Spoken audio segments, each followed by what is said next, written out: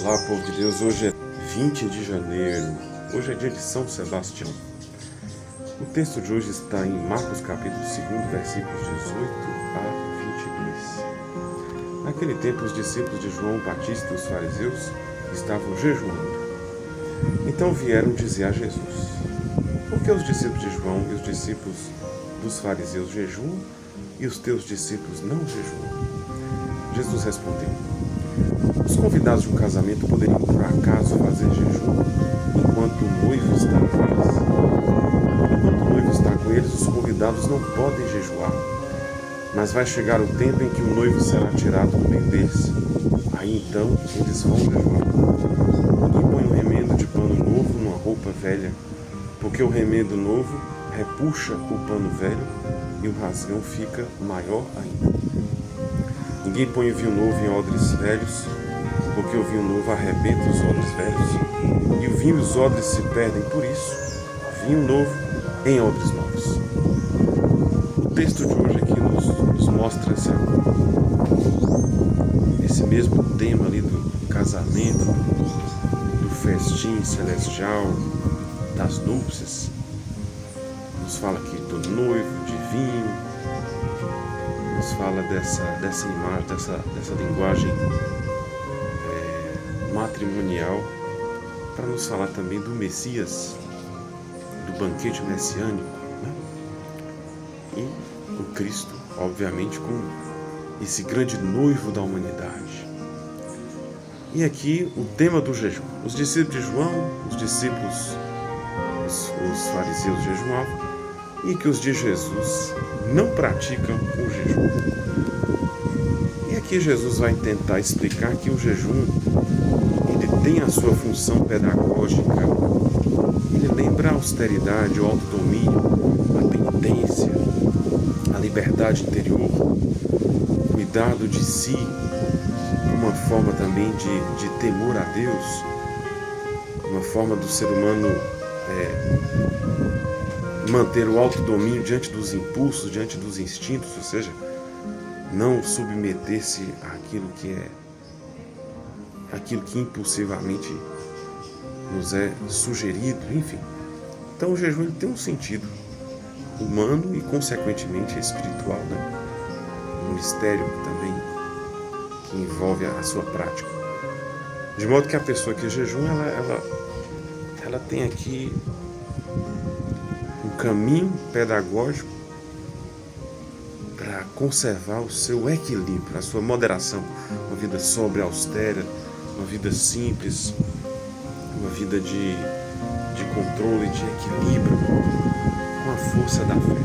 A fé que vai educando a nossa humanidade, os nossos os prazeres ordenados, enfim.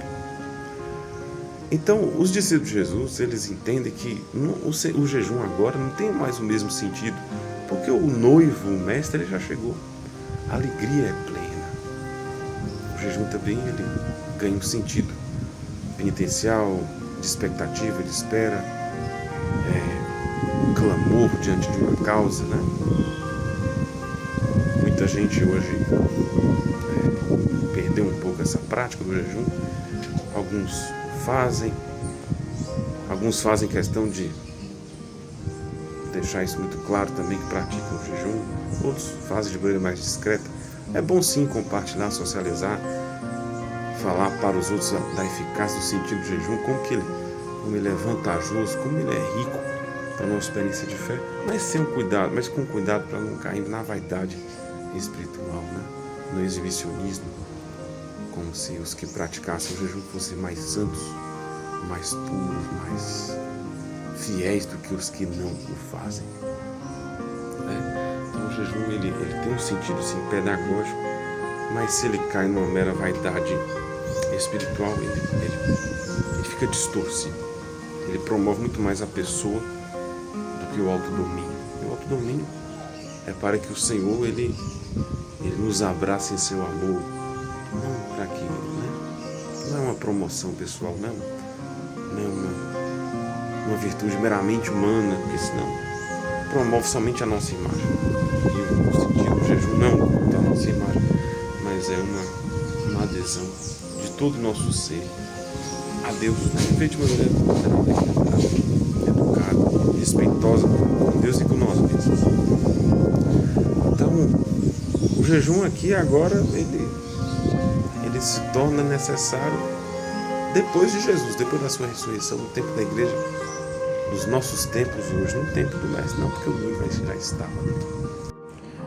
Então, que essa prática também nos ajude a viver o autodomínio, vivendo de maneira pedagógica, educativa, não de maneira triste, pesada, uma mera obrigação, mas como algo também que nos ajuda a educar o nosso ser, o nosso instinto, a nossa liberdade, moderar o nosso prazer e principalmente nos ajudar a compreender que a penitência, assim, ela é muito educativa, sabendo viver, não para gerar cristãos tristes, mas para que a tristeza não nos domine e para que a alegria em nossa vida seja plena, completa, seja uma alegria divinal.